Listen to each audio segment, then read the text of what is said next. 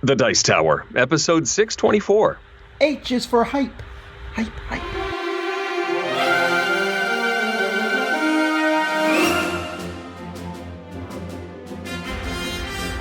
Why do I have to be Herbert Hoover?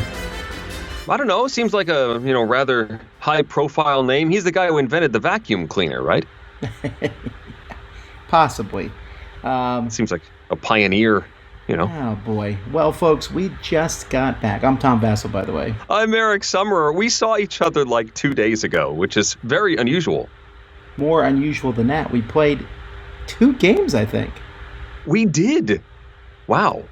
At one point, Tom went up and down the library at the Dice Tower Retreat, which is where we were. And he's like, so, Eric, what do I have to make you play? We have to play something that you haven't played when we play something together. And we'll talk about that in a second. Yeah, so that we just got back from the retreat. It was amazingly fun, folks. If you were there, first of all, thanks for coming. If you weren't there, we're going to do it again next year. If you want the best game-to-player ratio in the world, and you want to play with the best gaming opponents, some of the nicest people you ever meet, you got to come to Dice Tower Retreat. It was a terrific time, and the highest percentage of time spent gaming I think I've done in a long time, because there was nothing really scheduled. We had maybe one fun thing a night, but it wasn't like there were no shows, there was no booth time for us to be manning a table or a space. We could just play, which was fantastic. I loved it. Yeah, I play at different conventions, but easily at this convention I play the most. I don't know. I should have actually totaled how many different games I played, but it's somewhere between 15 and 20, I think, over the course of the weekend. Yeah, there was a lot. So that was a lot of fun, and that's the last gaming anyone's doing this month, except we're recording this right now. We're actually recording this a little early because I'm about to go to Iceland for a convention called Midgard. Sweet. So if you're in Iceland, let's see, by the time you hear this, I'm already gone. It will be over. But you could come see me. I'll be in Stamford, Connecticut, September 27th through the 29th for FallCon, which you can register for at concon.com because it's run by the same company. CONNCON.com, and it's in Stamford, Connecticut. A nice mix of open gaming and scheduled events, and they don't charge for any of the sign-up events and stuff. I'm teaching Merchant of Venus on Saturday morning. I'm looking forward to it. My kids will be there running stuff in the family area as well, so that'll be a blast. Yeah, someone asked where the retreat was. It was in Miami, Florida, at the very edge of Miami, not almost in the Everglades. It was in the Everglades, basically. At the Miccosukee. Yeah, the shuttle driver said, look over to the right, you might see some alligators. Did you? I did not, but I looked. Well, next year, Eric, we'll make sure we get you some alligators. Actually, next year we're thinking about adding an extra day to the retreat, which will give you time to see alligators. You just go see them one day. Perhaps. You could go eat alligator at one of the restaurants inside the casino. I did. I think Jason did, too. I did not. It was actually pretty tasty. Okay, so here's the deal, folks. Since we played a lot of games there, I actually went out of my way to play older games. I haven't played too many new games, not at this particular retreat. I'm always playing new games, of course. But we did play a couple new ones, so let's talk about them. We'll start with Eric and A Galaxy Far, Far Away. Indeed. This one's been getting a lot of buzz lately. This is Fantasy Flight's new Star Wars game, Star Wars Outer Rim. This is a pick up and deliver game in the Star Wars universe. You are one of the scum and villainy members of the universe. You could be Han Solo, you could be IG-88. You're one of the more nefarious beings in the universe. And you have a ship. You start out with a very simple starter ship, and you must fly around trying to complete 10 fame points worth of deeds. And that's the goal. You get to 10 points, you win. You can also play a shorter or longer game to 8 points or 12 points or whatever. And you do this by getting jobs, interacting with characters from the Star Wars universe. They're all face down at the very beginning, and you can just sort of like interact with somebody. You might have a bounty. You might need to track down a particular individual, and that individual might be on somebody's ship. You do skill checks as you move around. You might have to do a stealth check or an intelligence check. You can recruit these people onto your ship. You can buy a new ship that starts out as sort of a a basic version of this iconic ship, but then you do some sort of heroic deed or iconic deed. Your ship actually has a quest. If you complete the quest for the ship, you then become the iconic version of that ship class. So you can be the Millennium Falcon, but you have to do something to be worthy of the name first. This might sound a lot like a game called Firefly. In fact, it shares many of the same general themes and mechanisms of Firefly. I hate to admit it, but this is a better game than Firefly. Yes, I haven't even played it.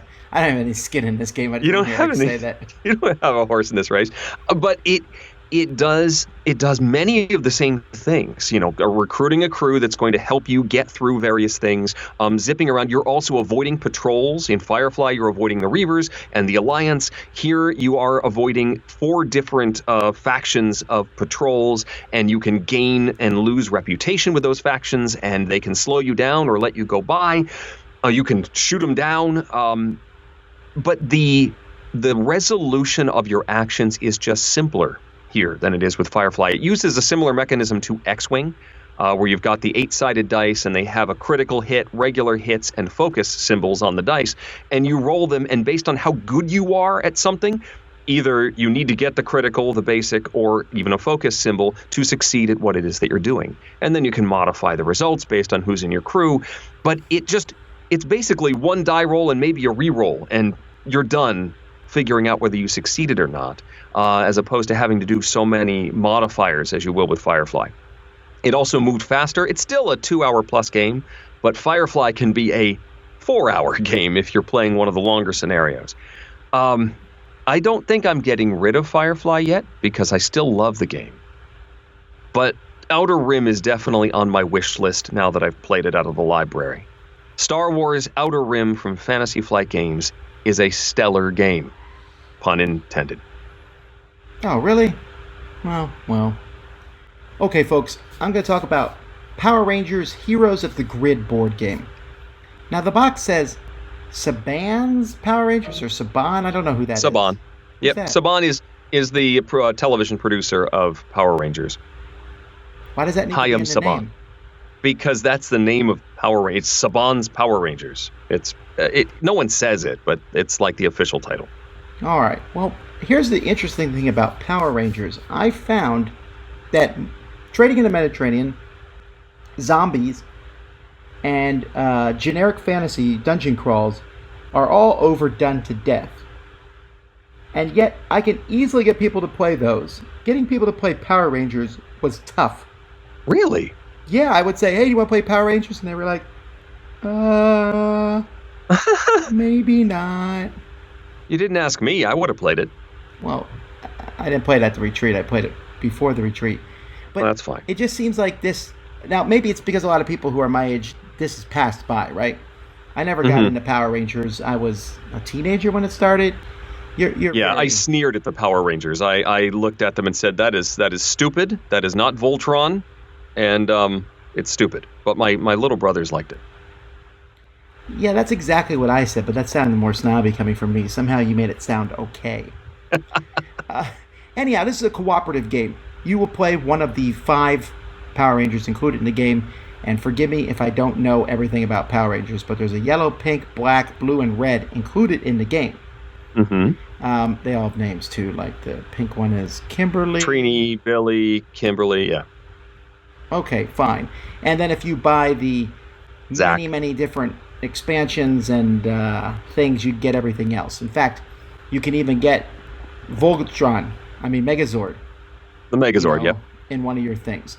I will say these characters are dorkier than I remembered, actually.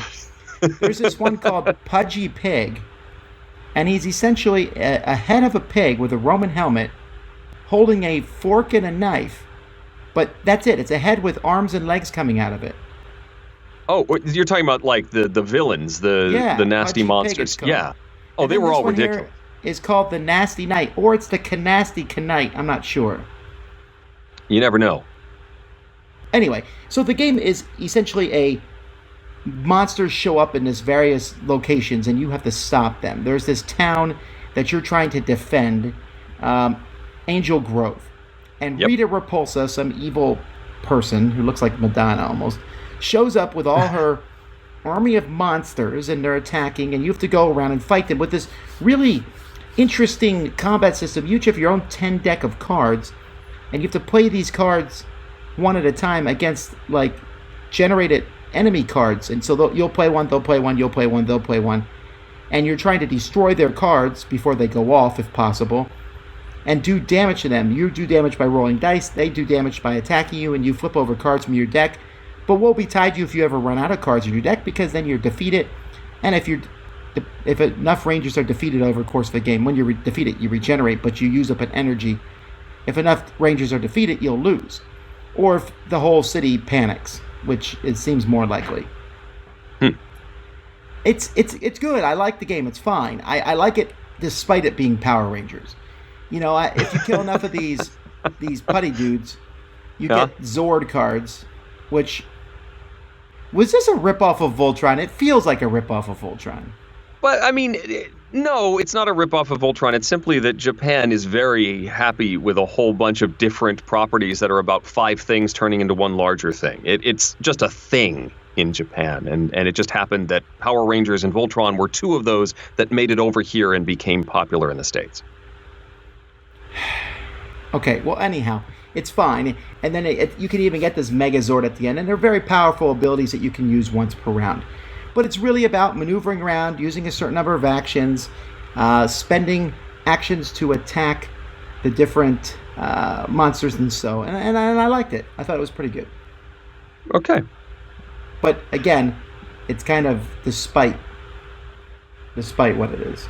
Well, but is it better than the Voltron game from Monster Apocalypse that came out many years ago?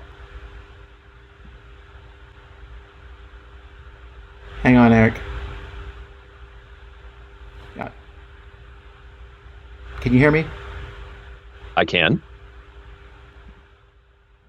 I can hear you. Can you hear me now? I can hear you now, yes. Okay. Can you hear me? Well, if you're just tuning in to our audio podcast and you're wondering why the sound quality got better, it's because I was on the wrong mic. I'm on the right mic now. Anyhow, I enjoyed Power Rangers, despite it being Power Rangers. I don't mean it in a necessarily negative way. It's just that Power Rangers isn't for me. Got it. And I don't know how much I care about the theme, but it's a fun fight bad guys as they show up type thing. I don't know that it offers anything super new to the genre, but it works okay. Okay.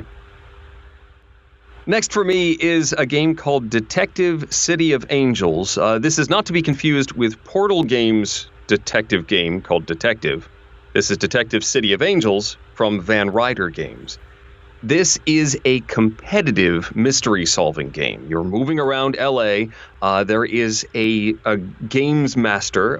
They call him, there's a name for it, the Chisel. That's it. The Chisel is... Yes. Is the GM for this, and is reading through a scenario book, and different clues have been spread around. You're given some sort of scenario. It's written really well. It's sort of like hard-boiled detective noir, and you're presented with a situation, and you must move around LA, investigating different areas. And you can interrogate suspects. You can just check out a particular area. You might get a visual clue. You may gain, because this is competitive, you may gain information that others do not get. You get 4 actions on your turn. You can do all sorts. You can shake down the mob and get money. You may gain access to one of these pieces of information that then you get to leave in front of you. And you leave a little token that says, this piece of evidence is in the custody of so-and-so. And then other players can track you down and pay you to see that thing, or even go to the local police station and pay to see the thing. They can pay more to see it, but not give you any money. You can also listen in on conversations. So if I'm asking a question about some crucial piece of evidence, I'm shaking down a suspect, other players can spend $3 to listen in on that conversation. But the Chisel can also give you less than helpful information. They can sort of give you an answer that's very effusive. Well, it's possible. And then you can challenge them and say, no, I don't think that's the best answer. And then the Chisel can either say, well, that's actually the best answer, in which case they gain influence against you, where they can then block future actions. Or they will admit that, oh, yeah, they were trying to mislead you and give you the better option, which gives you leverage against that suspect in the future. I really liked this game. I really liked the chase, the race element that still has all the discovery of similar games that are cooperative in nature, but it has that extra pressure of having to get there before your opponents and also watching where they go. Like, I'm not going to give any spoilers on this particular scenario, but I went to investigate and interrogate one suspect, and other people went to talk to someone else. And then they started moving around the map in ways I didn't expect because they had information I didn't have.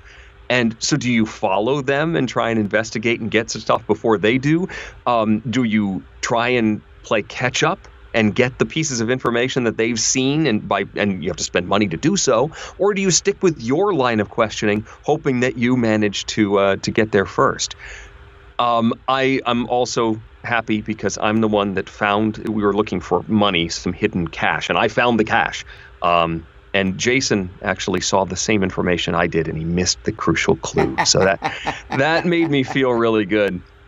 But anyway, I would be delighted to explore this further. I think this was either in the library or the copy of some friends that had come. But this one, I'm tempted to track this one down as well. Detective City of Angels. So 2 selections that are now on my wish list. Alrighty, my next game I'm going to talk about, and by the way, I love that game too. The next game I'm going to talk about is Die Hard, the Nakatomi Heist board game. Okay. So in this game, you are playing a one versus many, where one person is playing John McClane, and the many are playing the criminals, with Hans Gruber trying to rob this Nakatomi Plaza.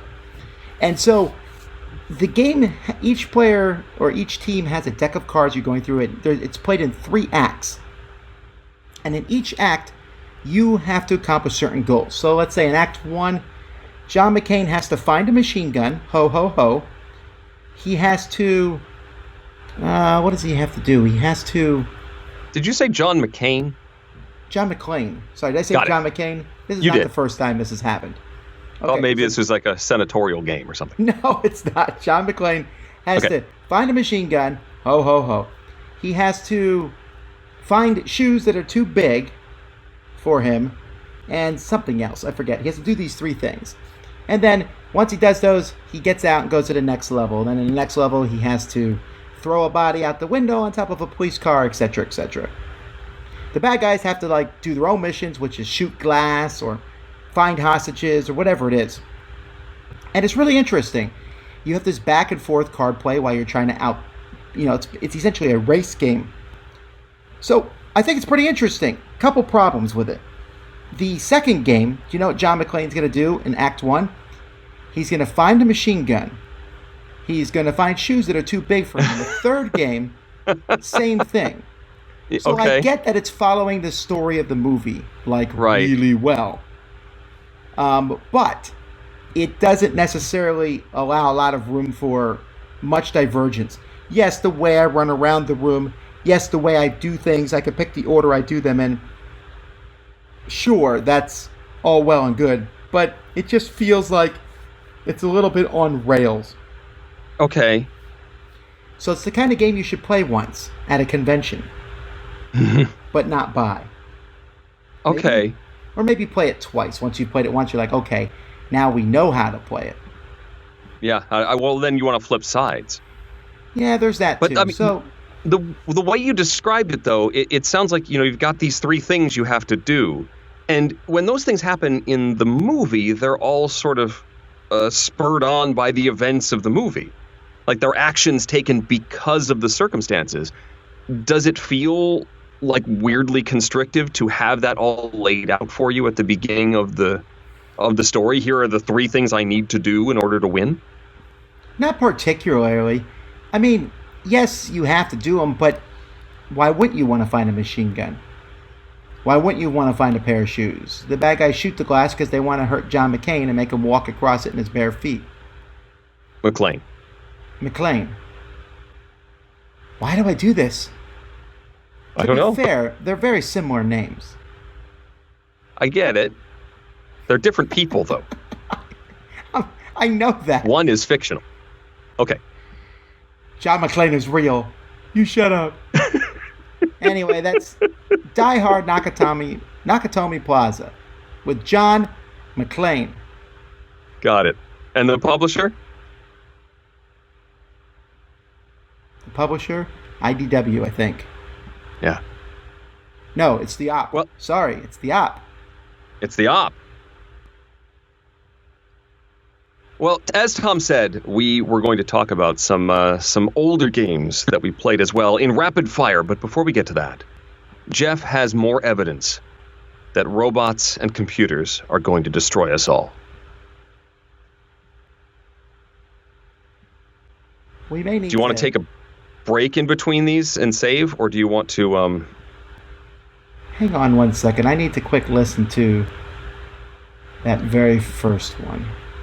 Okay. It did sound different, and I didn't notice it right away. I'm going to save. Go ahead. Since you're having to stop anyway.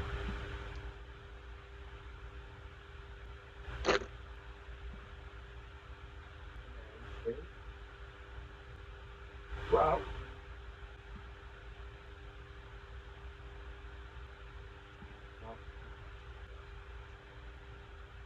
All right, it's not horrible, but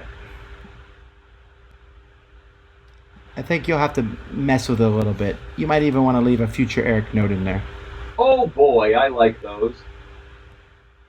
Well, it's only 11 minutes, so it's not too bad. It'll be fine.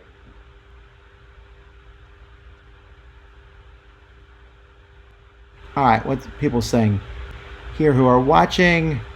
Turns out you're only supposed to play 3 of the 5 cards. No, I know that. We did it. 3 of the 5 cards in what? Oh, maybe it's something different. I can't tell. Unless people give permission, I can't see who's saying what names here. And none of these people have given permission. Oh, so it's just mystery people. Yeah.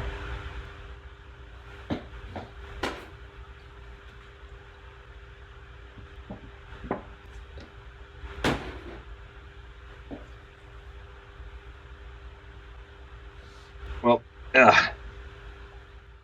I ordered a really long USB extender today. It didn't come for today, but hopefully by next time we do this, I'll be able to route the webcam this way. So it won't be cool. Won't be looking like that.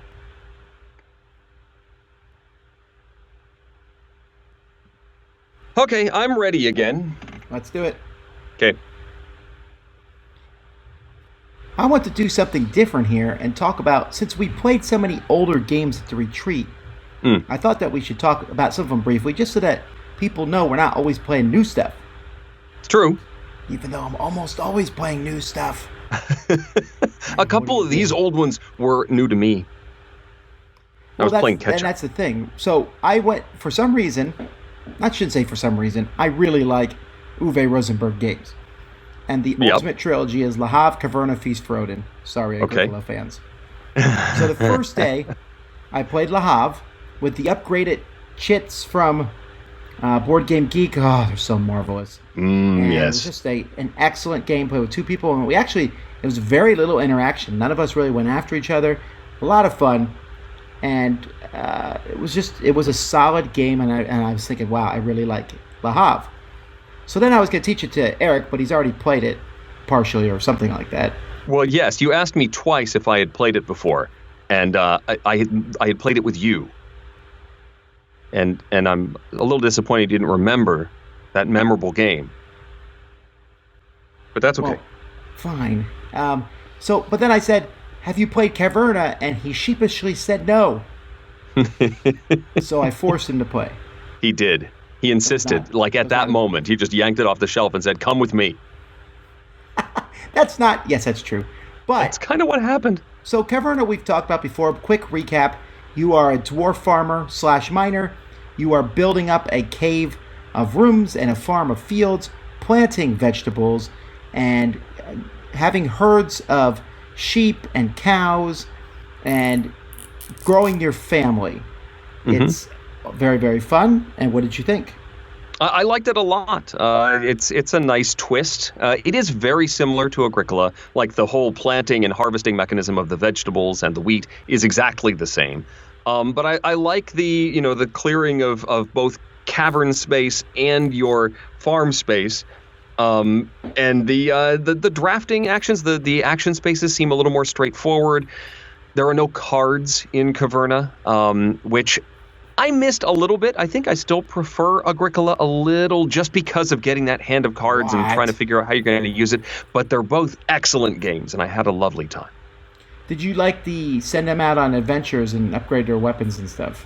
I did, although that was almost as competitive as some of the other action spaces. We had one guy that started doing that right away and was constantly taking, because there was, in the beginning, for most of the game, there's only one place where you can actually equip your characters, your dwarves, with weapons. And he kept taking that spot. And that was making me sad. But eventually, I managed to equip somebody. But then also there's the downside of, if you have an equipped dwarf, somebody with a weapon, you have to send them out last. And if you have upgraded your number of dwarves, if you've added workers to your stable, you still have to place after everybody else has placed all of theirs. So even if you are further forward in turn order, you may not get a chance to place those high value adventure spaces because other players with fewer workers will get there first. It's a tricky balance. Yeah, it's pretty interesting. Anyhow, that was the second game, and Eric did win that game. It was close. Yay! He snuck out the victory. I thought I had it, actually. Ha! And then the third day, I played Feast for Odin. And that tile laying game, big, grandiose, taught it to 3 people, which is a pretty hefty game to be taught. Actually, I think I taught it to 2 of the 3, but it doesn't matter. It was a great fun time. And those are my 3 favorite of the Rosenberg games. And sometimes I'm not sure which one I like the best. But now, having played all 3, I'll gladly play all 3 of them, for sure. Mm-hmm. But Lahav is my favorite. Okay. It's Lahav, Feast for Odin, Caverna. But on any given day, I'd play any of those 3. Lots of fun. What about you? Cool.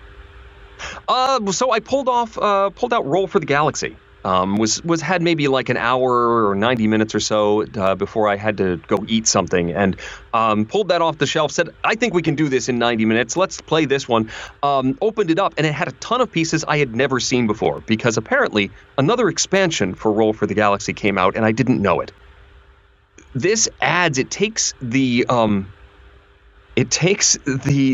die mechanism from Rattlebones, where you can pry off the faces of the die. It's similar to Dice Forge, but it's one from Rattlebones. And you get this sort of alien orb die that you can roll and modify, and it adds this whole layer of extra stuff, which is something that designer Tom Lehman likes to do to his For the Galaxy games. I don't know if it works terribly well here. I enjoyed it. I enjoyed playing with this new die and modifying it, but we had one new player at the table, and we probably shouldn't have jumped in with the expansion with this alien orb die and just played as basic as we could. But, I wanted to try the new stuff, and his eyes were just super wide as we were trying to explain it all to him, and it took a lot longer than the 90 minutes we were hoping for. I still love Roll for the Galaxy, but I don't think I need this latest expansion, which I can't even think of what it's called. But I do like the new dice. The regular normal dice from the expansion. I think that extra alien orb is a little too much. Roll for the Galaxy, though, is fantastic. A little less fantastic. Roll for the Galaxy is great. A little less fantastic is another Rio Grande space release from last year. It's called Beta Colony. I never this is this one. It's a rondel and action selection and area control game. There's 3 colonies on this planet. You are some sort of colony ship, and you are colonizing the planet below, and there's 3 colonies on this planet, and you are collecting resources, and you are then sending pods down to the surface and earning points and majority and all this stuff on those surfaces. And you do this through a dice drafting mechanism. The start player rolls these 4 colored dice, and you have to match what that start player rolls. So you all have the same dice. The red 3, the blue 2, the black 6, whatever. And then you pair them up. One die is going to move you around the rondelle, and the other one is going to activate the action. And usually the higher the die result, the more stuff you're going to get. And you continue like this for 9 rounds, and you have to draft the pods from the planet, and you need a particular resource in order to get a red pod. You need a red resource. And then if you want to put it on a blue space, you need a blue resource. Stuff like that. And that's going to earn you bonuses for placing on the planet, and eventually you're going to earn points for having more of your workers on the planet than other people. Ultimately, though, I was bored. It just didn't seem to grab me, have an arc. It was okay. It also didn't help that the production and the graphic design here were odd, to say the least. It looked very unpolished. The cards were squared off corners. It's like they didn't round the corners of the cards, which just made it feel inexpensive. One of my dice was missing a 4, which I asked Stephen Bonacore from Stronghold Games about, and he's like, that happens all the time. Right there. I was like, does this really, have you ever seen this before? He's like, that happens all the time. We try and fix it, but sometimes it happens. And I was like, okay, but this die doesn't have I took a Sharpie and I fixed it. So the copy in the library has my 4 on it. It just didn't grab all me. The time? I've never seen that happen. Apparently, I'm sure he says it happens all the time. But I mean, when it all comes down to it, there were a ton of games on the shelf, and everyone at the table was like, "This is okay, but I'm not really enjoying myself." And so it's just forgettable, unfortunately. And I don't ever need to play Beta Colony again.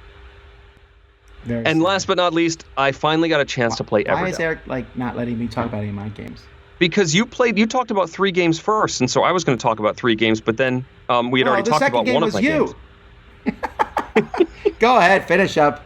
Fine, I played Everdell, which is a lovely game. I thought this is a worker placement game with a lot of card synergy.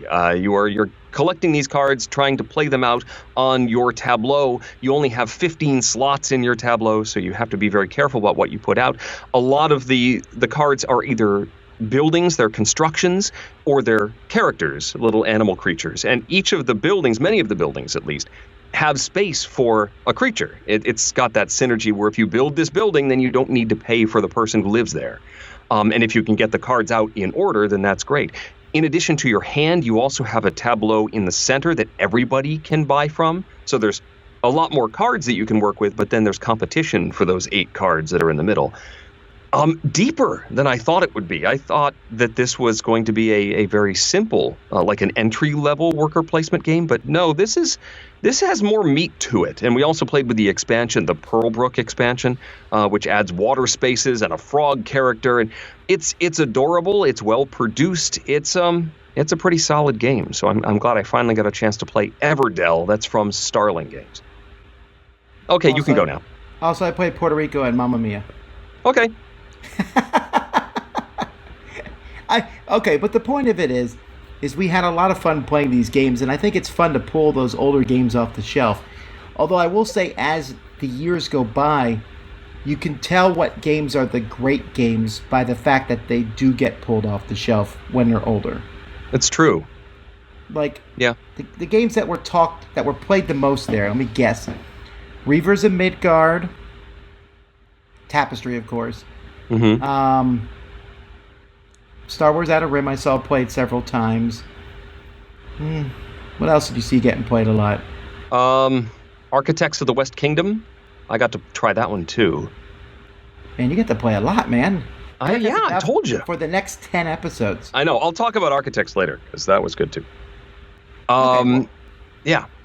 Anyway, I just think it's neat to play some of these older games. You know, we don't often get to play... we do get to play them, but because we're reviewing stuff, we're always playing new stuff. And I was like, all right, I'm just playing a couple new games. And I did play a few new games, and it was fine. But I wanted to play classics. And also, it's really fun for me to introduce classics to people for the first time. Yes. I had to counteract what Eric was doing anyway. I was introducing games to new people. You were introducing old games. I was introducing classically good games. Wait. Classically good. Yes, that's the definition. I played Merchant of Venus 3 times. And won 2 of them. Like I said, I had to counter it. I wasn't countering anything. All our attendees who got suckered. I think I didn't play it until someone asked. I just happened to have it with me so that when someone asked, I was ready. Sure. Oh, twist my arm. Here we go. So sad. I paid them all money to do that. Eric was looking forlorn. Eric's so snooty. Could you just go play with Eric? Eric's so snooty. Oh, yes. Some of the comments. Black Angel was played there a lot, too. Yes. It was, yes. Eric's so snooty, he won't play my nice new version of Merchants of Venus that's already in the library. I did open it up to make sure it was organized properly, though. Was it? It was. It actually has a Plano box and everything. It's pretty well done. Well, whoever I bought it from had the Plano box, I guess. Yeah. Alrighty, let's jump to question time. I'm okay continuing without a save if you're all right. I'm always ready. You first. Okay. All right. Moises says, I don't think I've heard in the podcasts or videos which portable shelving units and travel covers you're now using for the Dice Tower library. I would greatly appreciate it if you could share that with me. I'd like to eventually do the same with my collection. You want to make your collection portable and have retreats too? Well, actually, that was going to be my opening line is I don't think you should do it. What we're using, we're just using bakery shelves, really. Or, yeah, I think they're called bakery shelves. I think so. They're metal shelves, and you can adjust the height of the shelves to pretty much wherever you want, or like within certain notches. But there's a lot of gradients as far as what height you want them at. But I don't know what covers you got. Well, I just went to Uline and looked for covers for those exact shelves. So we get them from Uline. We also got backs and sides. I really don't recommend it. They're really not cheap. They're good quality, but they're not cheap. And what's the point? Unless you plan on wheeling your game. We got them because they're mobile. Mm-hmm. They also hold a ton of games.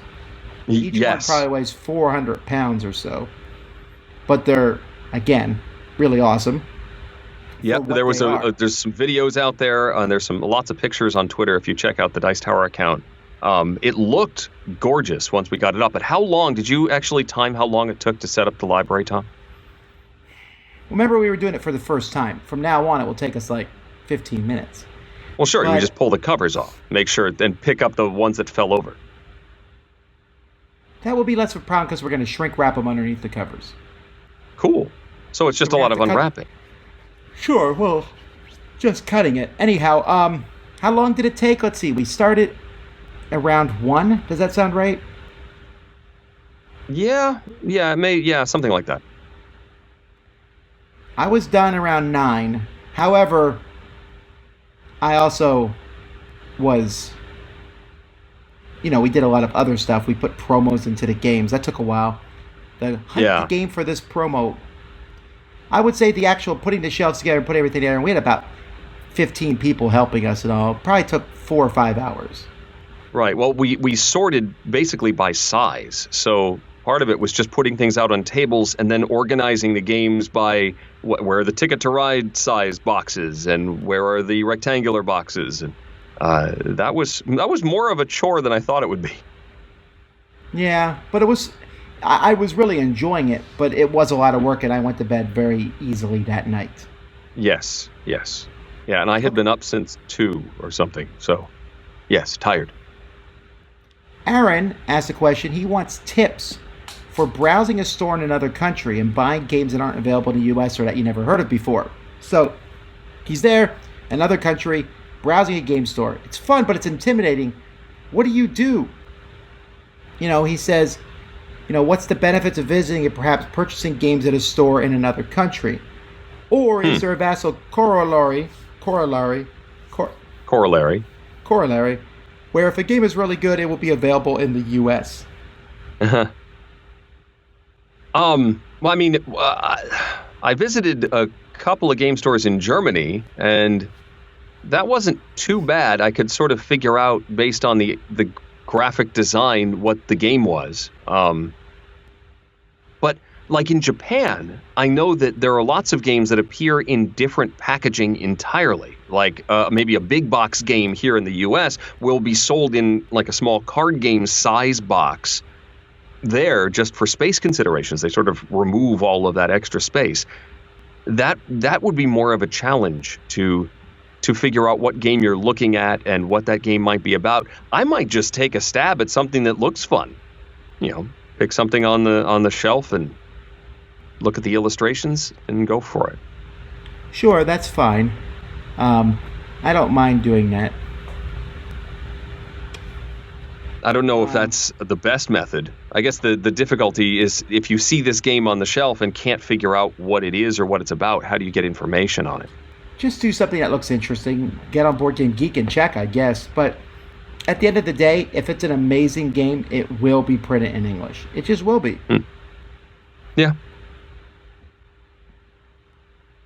Ryan says, what games do you play the most? And I believe Ryan's talking about digital games here. Do you play them asynchronous, meaning while traveling without your wife? Really? Meaning while traveling without your wife. What ones do you like the most for asynchronous, and what ones just to play against the AI? And then asking, do I play digital versions as well? If so, what ones do I play the most? I think he meant when I'm traveling with my wife. He just wrote without. Okay. He's asking about iPad games. Sorry, I think I might have cut off the first line. It's entirely possible. The games I play the most are not board games. I play video games more than that on my iPad. Yeah. I play Ticket to Ride sometimes with her, but mostly I just play Ascension by myself, or I don't know, I'm kind of in the mood to play Lahav. Yeah. And Galaxy Trucker. Now that I played that again. But sometimes I play card games. If I'm hooked up to the internet, I'll play Hearthstone. What about you, Eric? I tend to stick with digital-only games mostly as well, although if I'm with my kids, I'll pull out one of the co-ops, so Pandemic or Forbidden Island. We'll usually play those. Roll For It, the app version, gets some play. I don't play a lot of asynchronous stuff these days. I usually play pass and play. I think, some of my long-standing games just sort of ended. I guess I worry about the pressure of having to make my moves in a reasonable amount of time if I'm playing asynchronously. And I'll sometimes forget that I was supposed to make my move, and the notification is scrolled off of my screen. And if I don't make my move when that notification comes up, I forget about it. And then I lose my turn and the game's over. So it's mostly pass and play these days, and it's mostly when my kids and I are waiting for something and the kid gets antsy and it's like, all right, let's play a round of Pandemic. Yeah. We're probably not the best two people to ask that question, I think. I guess not. I mean, I used to do a lot more. I used to play a lot of card games asynchronously. I used to play a lot of computer games on like Yukata.de and Spiel by Web and a lot of the online implementations of games. A lot of them just fell off my radar, and for the same reasons I just mentioned. I just didn't have the time at the moment to make my moves, and then I'd forget, and it would, I wouldn't be able to do it. Ethan says that he's come across an interesting idea, and he wants to know, what do we think of companies changing the exclusivity of their projects after a product has been sold to the customers? So he has specific examples here. So Plan B, selling the Golem sequel after years of the company claiming they will not support sequels to that line. Well, it's like a year. Okay. All right. Yeah. Or Blood Rage, the Kickstarter exclusive for Blood Rage, where they said they were exclusive, but now they sold them later on with a different sculpt. It's the same monster, but a different sculpt. Okay. I think there's a fine line, he says, between wanting transparency from companies and customer greediness valuing keeping their fun from others with exclusivity. I've fallen into situations on both sides of this idea, and he thinks this would be an interesting topic for us. I gotta be honest, I don't care. And it's mind-boggling to me that people do care. I mean, this is, yeah, it's tough. I both of those examples I have no problem with. If Kaman said this figurine is exclusive, and then they sell a different figurine that does exactly the same thing, they did not lie. That's fine. They sold a different figurine. Also, the Century games, releasing a Golem edition, I don't see a downside to that. I guess, except that maybe people bought other versions of the game because they couldn't get the Golem complete series. But you could always sell or trade your other set. As far as, I'm not a huge fan of exclusivity anyway. I think allowing people to get the stuff that is for their favorite game is always a good idea. But I also understand that if you paid a premium for something knowing that it would not be available any other way, and then it was available some other way, that's annoying.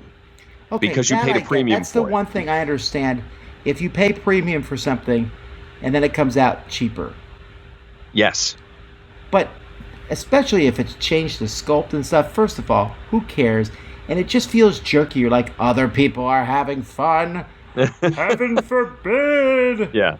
But I think it's less about keeping it from other people, but it's being frustrated that something that you paid more for, knowing it was exclusive, is now no longer exclusive, and you could have just waited. And if you had known that going in, you would not. Well, I mean, that's the whole point. If you had known that going in, you would not have paid the premium for it.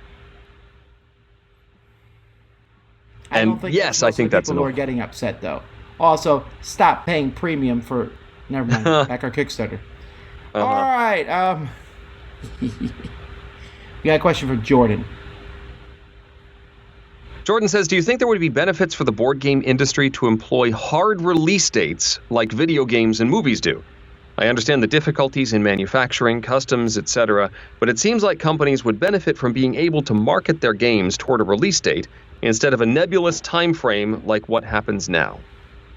Now, I understand Jordan's point. That would be great. But what would happen if this was the norm is that in order to make those dates, companies would have to add enough buffer to their timeline to be able to get all of their ducks in a row and get everything over here from manufacturing so that they could make this date, which means that a bunch of stuff would just sit in warehouses for like a month until this arbitrary release date. Yes, that's what I was going to say. The date sounds good, but the biggest difference is movies have no physical inventory. It's just a movie. It can sit anywhere. They can sit on it for 2 months before they release it. For right. Games, they have to be stored somewhere, and that costs money. It just doesn't work. Mm-hmm. Yeah, so as soon as it's available, they want to make it go. A similar thing happens in my industry, recording audiobooks. I've had fans of a book complain that the audiobook is taking too long to record because the author will release the book as soon as it's ready and then start working on the audiobook. And people are like, oh, the audiobook for all these titles comes out right away on the same day that it's released. Why can't you do that? Because they delay the release of the regular book until the audiobook can be released. It's actually a delay for everybody else if you want it simultaneously. Yeah. But that's not what it looks like. Jared says, one of the most reviled things in board games is to trade hands with another player card. Are there any games that use it but make it work well?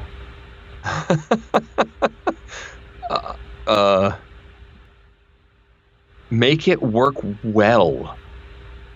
I mean, it's not usually a celebrated mechanism. I think the way it works the best is when it is a quick game, a light game. That if something like that happens, the frustration is over quickly.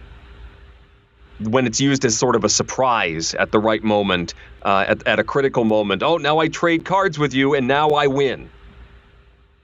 That sort of thing. If it comes halfway through a very long game, then yeah, that's incredibly frustrating. Yeah, the only thing I can think of where trading hands doesn't bother me is Cosmic Encounter. There's a guy who has the power to do that, but you know that exists. It can be stomped, and you can try to mess the other guy over by utilizing that to your advantage. Yeah, okay, by manipulating it, knowing it's going to happen. Sure, one of our viewers who's watching us record it says flux because it's silly. Well, yeah, that's the same thing. It's designed to be that wackiness. But depending on what you might not know that's going to help trading hands with somebody. Another Looney Labs game, Get the MacGuffin, actually can use that mechanism well. If you know someone has a card you want, trading hands with them can be very, very useful. It's actually one of the primary mechanisms. Game 2 did that pretty well. That can be one of the tactics for getting the card you want. And someone said here, 5 Minute Dungeon has a fun trade hands card. It works as a co-op. So the co-op, yeah, it makes sense. Sure. Yeah. Jim says, excluding the age-old abstract games like chess or Go, and Monopoly, Chutes and Ladders, and its ilk, what is the oldest by year of publication game in your collection, and do you still play it? So I pulled up the Dice Tower collection. Okay, yep, I wondered where all these dates came from in our notes. Right, so the oldest one in the Dice Tower library is Crokinole, 1876, but I think he would include that as an abstract game. Yep, he also mentioned Monopoly, which you wrote down here as 1933. Right, so then after that, Diplomacy, 1959. I did see anyone playing Diplomacy at the retreat. I did not. No, there were no tables flipped, and everybody seemed happy. It's like a thundercloud comes in the room. You're like, what? What's going on? Oh no! Someone got Diplomacy. Someone opened the box. Dun, dun, dun. After that, then, is Acquire, 1964. And that's probably mine. Yeah, that I have a copy of Acquire too, so that's probably my winner as well. And then Crossfire is 1971. Did you know that? No, I thought that was like an 80s game. Yeah. And then also 1971 is Sleuth, which really is a great game. And that one, is that in our library? If not, I'll make it get in the library because it's such a great deduction game. It's got to be. Then 1978, Cosmic Encounter. Well, wait. I don't know why I'm saying is it in the library. I pulled this list down from games in the library, so never mind. Yes. I didn't just make up random names. Cosmic Encounter, of course, is still great. Bright is 1979. Sherlock Holmes Consulting Detective, 1981. Survive Escape from Atlantis, 1982. Heimlich & Co., 1984. And Code 777, 1985. Two of those are reprints from Stronghold. Nice. Now, I then was like, these dates are sure moving fast. So I went to see how many games were from 2019 and 2018, and it's hundreds. Yeah, the 70s and 80s weren't a great time, but some great games came out from that time frame. All right, last question is from Trenton. He says, what are the best games that don't have a player count limit or are only limited by the amount of copies you have? This could also be a top 10 idea if there are enough options. And I said no. To the top 10. But what are some best games that don't have a player count limit? There's a ton of roll and writes that as long as there's not like a dice drafting element or something that you could play multiple players, and that works fine. It might go really long. But one of those where something is drawn or rolled for the entire group to deal with, like Take It to the Limit, Take It Easy, the Reiner Knizia games, that would work. There's also the robot game that I haven't actually played, but has like a 99 player limit. As long as you can gather around the table and see it. It's not Robo Rally. It's I'm totally blanking on the name of it. You know it, Tom. You're just waiting to lord it over me. That's it. No, I haven't agree actually there. played that I agree with with like Eric. a giant group. It's essentially the thing is going to basically just be, yeah, is it a roll and write? But I don't really care about if a game has a player count limit because it does. Like you could play Time's Up with a big group, you can play Apples to Apples with a big group, but there comes a point Sure. where you're like, too many people. So I'll say Right. Wits and Wagers because we managed to get 140 people into it. That's true. But then as fun as it is to play with the giant group, when there's like 10 or 12 people on a team, I don't know how much discussion can actually happen. I think there's a lot of people on the teams that don't necessarily get to participate in every question. Well, either way, that's all for our questions. Which starts with an H. So now we move on to that. Aha! Saving.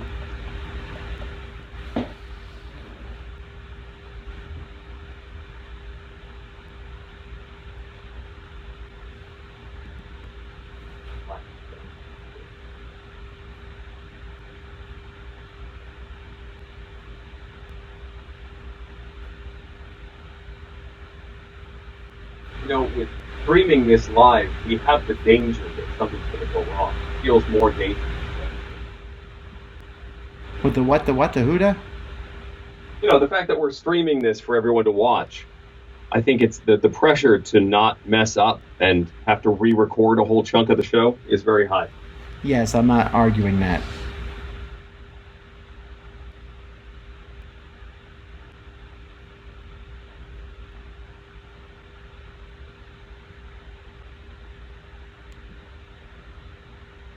Whee! Okay. All right, I am back.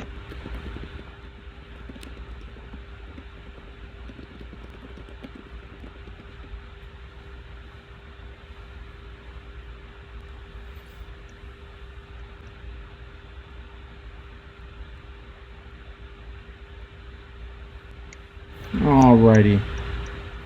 Have we italicized all of our crossovers? I think so.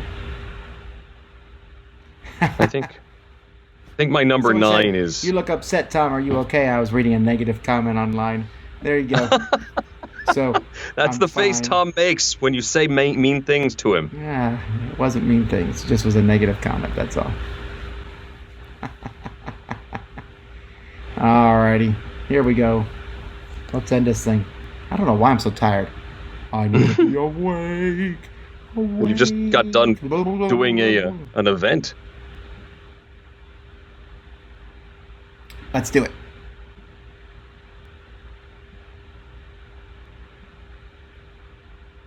Alrighty, so...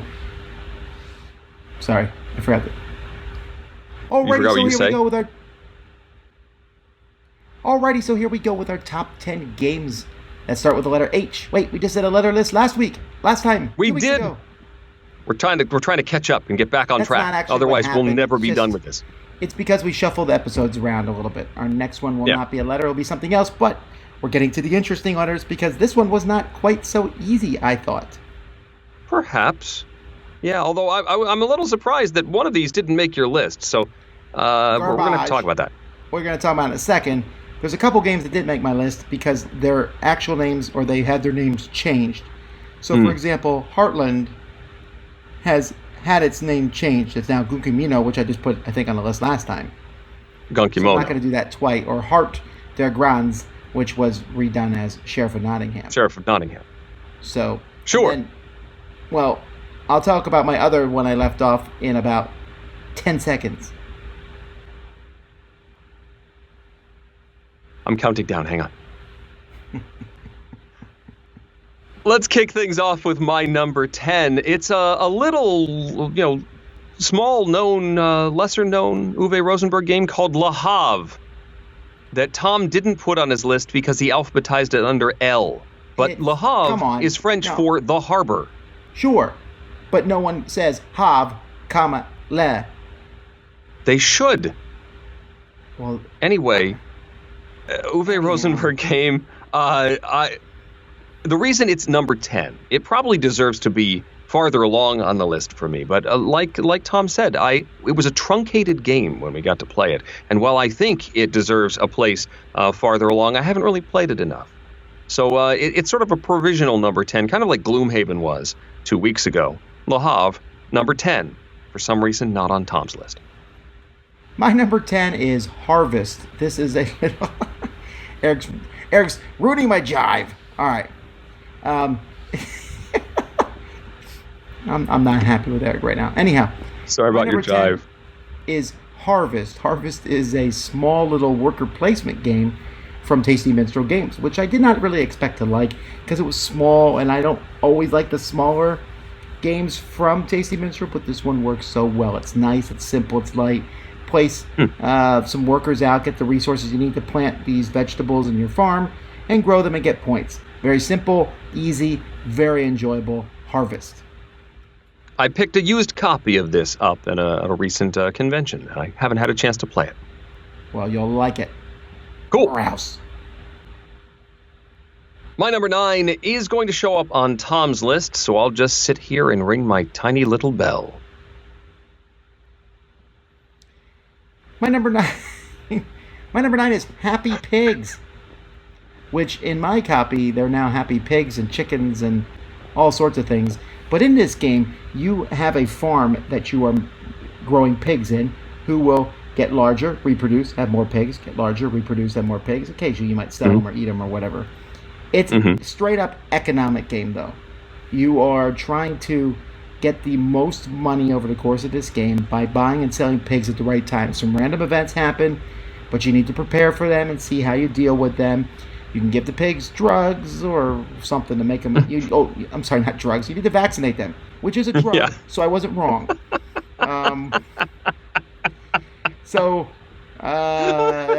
It's... How's that funny? It's the truth. I'm just picturing giving the pigs drugs. What did you eat today? I don't know. Alrighty. Well, anyhow, really like this one, and I think it's a pretty deep game considering it looks so light and silly. But there's a nice, strong economic game behind it. Happy Pigs, my number 9. Speaking of nice, heavy economic games, Hansa to Tonica is my number 8. I really like games that give you a control panel. You got that little board in front of you, and you can adjust sliders or mechanisms on the board that tell you how strong your actions are. Hansa to Tonica is all about making various actions better. It's also got sort of a route building or area majority in between cities. You sort of battle over positions in between two cities, and then when those cities are completed, you get to claim spaces on either end. And it just has a lot of cool mechanisms, and you get better and better at doing things as you play through the game. Number 8, Hansa to Tonica. That's an excellent game. I'm looking forward to seeing the reprint. Hope it has a slight bit more theme in it, but probably won't. My number 8 is a small little card game that's very much forgotten. I've never heard anyone talk about it lately, and that's Hanging Gardens.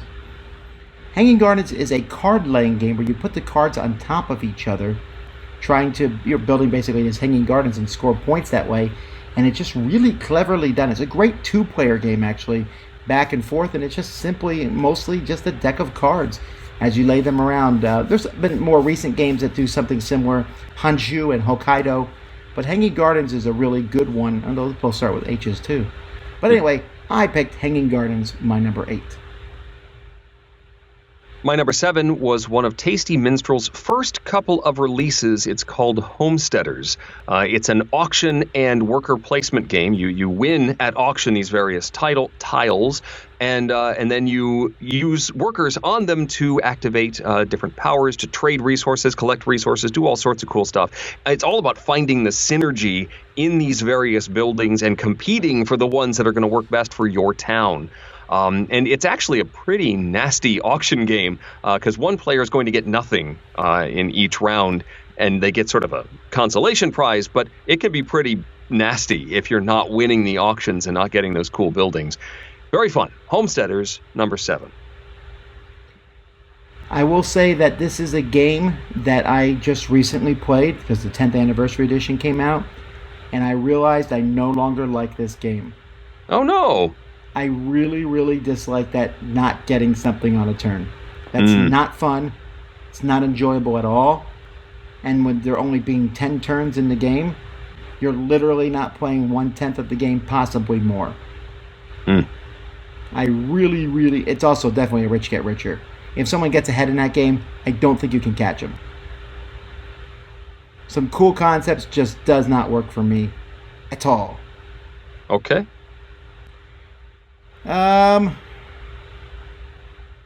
My number 7 is Heron Tortoise. Supposedly. I say this... Supposedly. Anyway, no, never mind. I'll get to that in a second.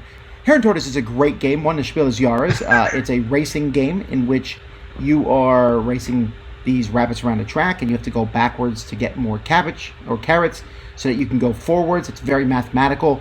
Really cool game. It was remade by Yellow. I think it was called Around the World in 80 Days, but yes, that version is very small compared to the myriads amounts of the Heron Tortoise games that are out there, which is why I put it underneath that category. So my number 7 is Hare and Tortoise. Number 6 is a new addition to the list. This is the brand new release Horrified, a cooperative horror game using the Universal Studios monsters. This one has really hit well for me. I think this is a great cooperative game of running around and collecting items to defeat the monsters in different ways for each monster. I think it's very accessible. It can scale in difficulty. You can play with one monster or 3 monsters, and the way those all interact and which one do you focus on first is very fun. I like Horrified a lot. My number 6. Yeah, I did not see this on Eric's list. This is one I completely missed. This would actually have been my number 2. Oh, okay. I really like Horrified. I don't know how I missed it. It's fantastic. It's great. It's like an amazing gateway game. Strong theme. I'd rather play this any day over, say, Pandemic. It's just really well done. It's available in mass market stores. I'm just excited about it in general. Oh my word, I love Horrified. All right.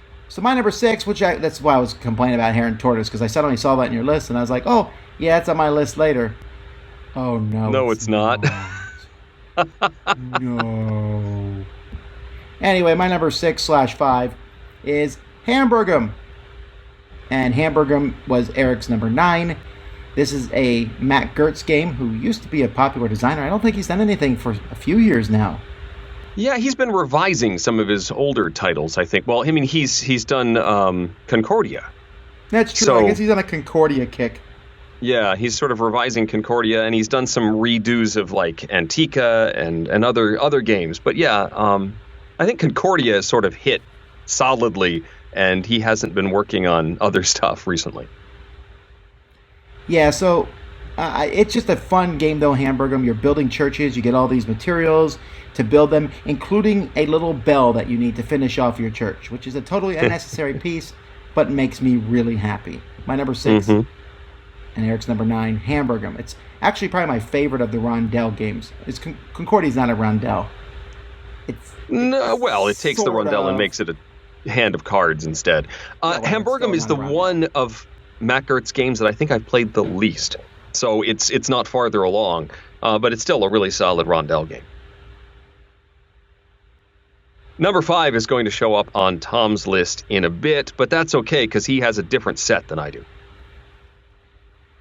My number 5/6 is Horse Fever. This is an old game that I really would like to see reprinted and really would like to see streamlined. It is one of the first games I think I played from Cranio Creations back when they were a very small company. And you're racing these horses down this track, and you are doing all get out to make these horses bad. From feeding them hot peppers, to putting spikes in their hooves, to putting a rocket on their rear end so they move faster.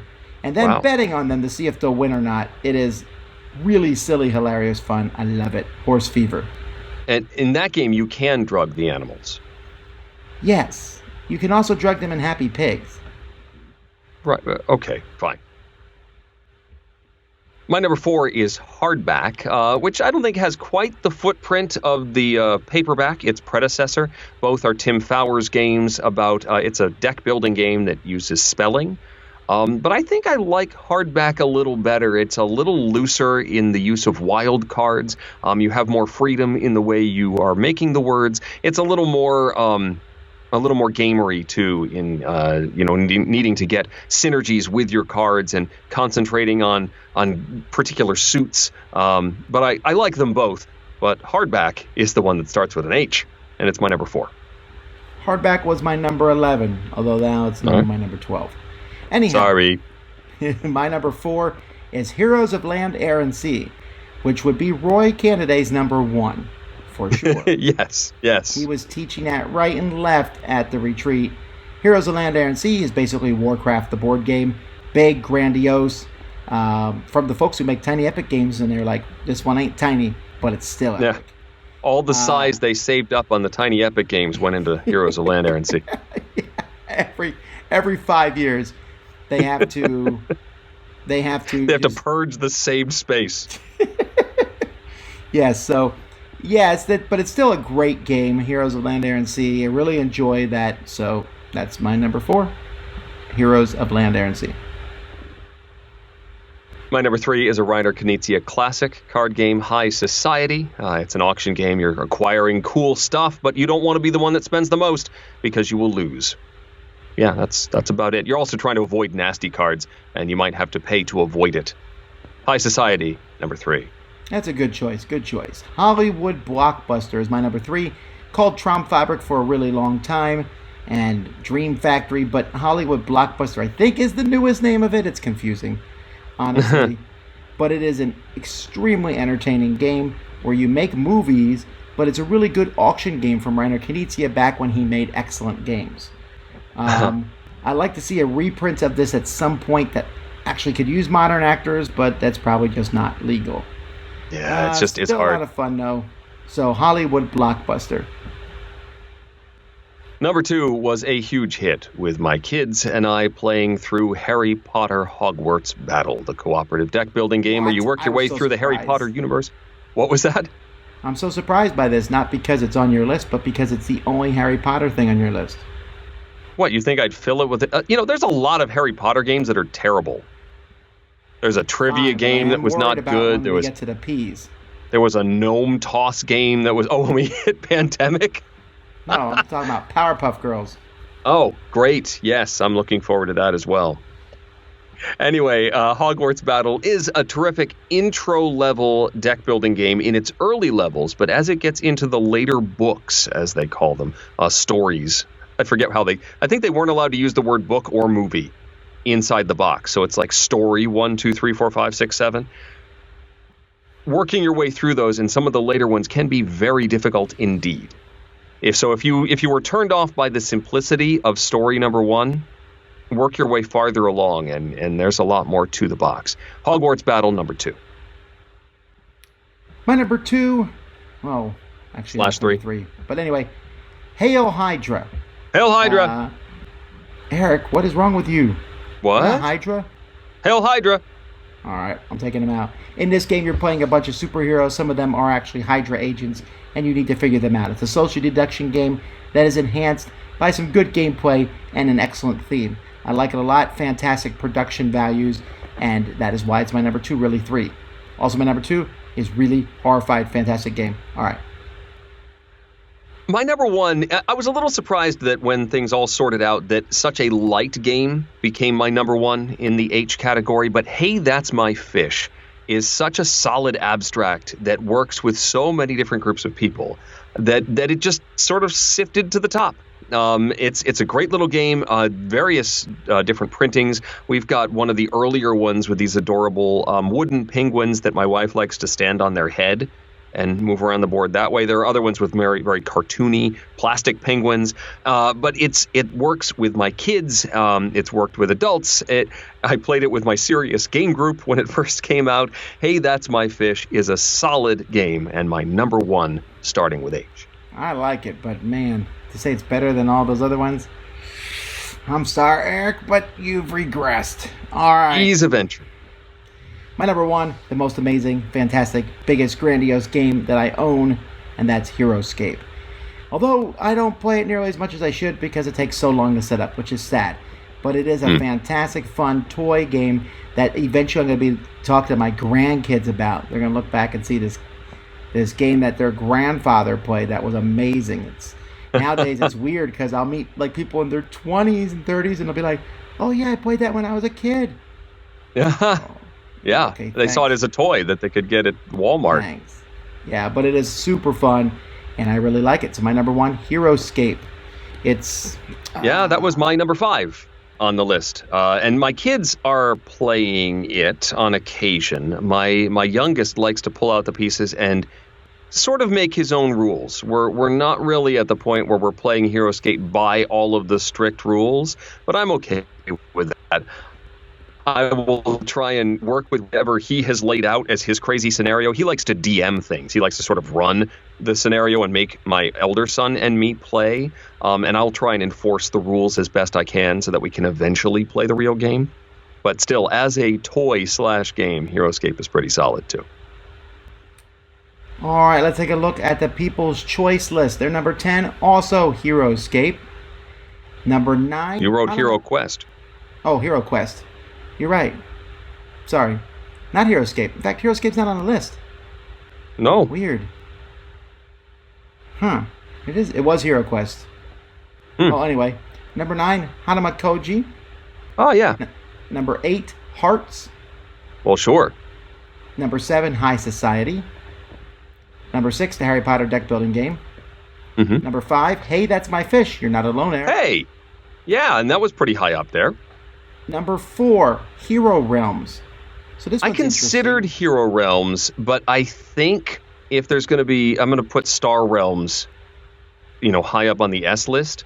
Although, who knows? I haven't ranked my S's yet. Maybe Star Realms will miss being on the top 10 and Hero Realms should have been here. But just because Hero Realms is so similar to Star Realms, I sort of didn't give it its own position. Hive is number 3 for People's Choice. This abstract game that a lot of people really like. Mm-hmm. And number 1, Hanabi. You didn't mention number 2. Did I? I must have missed that. Yeah. You skipped over number 2, where everyone said Lahav. Fine. Fine. The I just don't. Hav. Alrighty. Somebody said that Hedera would have made it on Z's list. I think Hedera would have made it on maybe my list had I played it. I just haven't played it yet. But I heard it's really good. Yeah, I've played it as well. I don't know why it didn't make my short list, because I don't think I have it on my short list. Maybe I missed logging it. Because I went through my log games. All around. We're all forgetting games. Maybe. It's confusing. It's the fog of H. The Fog of H. Is that a new The movie? hog. The Fog of H. Dun, dun, dun. Anyhow. Well, Anyway, that's it, Hanabi folks. was also one I considered, but it's just not one I'm playing as often anymore. Well, anywho, that's it for another show, folks. I really appreciate everyone joining us. For those who joined us live, even though once again we recorded it not at our normal time, which feels like 3 times in a row now or something, but we'll be back. It's coming. The end is in sight. If I saw you at Iceland, thanks for the fantastic time. Go see Eric at his convention. And Yes. then we're going to stop talking about conventions for like 1 episode. And then we'll Like talk a about week? Yeah. That's Okay. okay. There's so many fantastic games out there right now, folks. I cannot emphasize that enough. There's just amazing games all over the place. Go play them. Go have a fun time. It's a great time to be a gamer. You have more games than you'll ever be able to play. How can you be upset about that? How can you? Anyway, until next time, I'm Tom Vassell, I'm Eric Summerer. and you've been listening to The Dice Tower. So, Tom, what game are you going to make me play next? Monopoly. Okay. We aren't that far away. One of these days, you're going to say, all right, if we reach a certain goal in the Kickstarter, Eric's going to play Citadels at the next Dice Tower event. Oh, we already have that. Wait, what? Tom? Tom, you're kidding, right? Oh, Tom? Oh, no. Should we re-record the intro real quick, or no? Or